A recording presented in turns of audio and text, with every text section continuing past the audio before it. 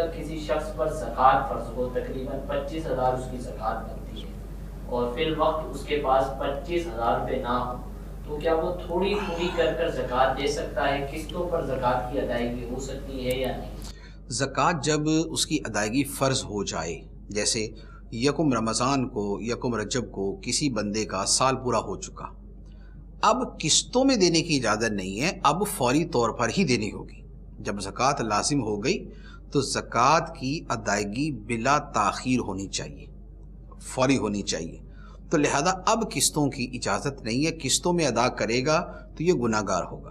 کسی کے پاس پیسے نہیں ہیں تو کسی سے قرض لے لے، ورنہ کوئی شے بیچ کر زکوٰۃ ادا کر دے، ٹھیک ہے۔ یہ جو قسطوں میں ادائیگی کی اجازت ہے، یہ اس صورت میں ہوتی ہے کہ جب ادائیگی لازم ہونے سے پہلے ادا کریں۔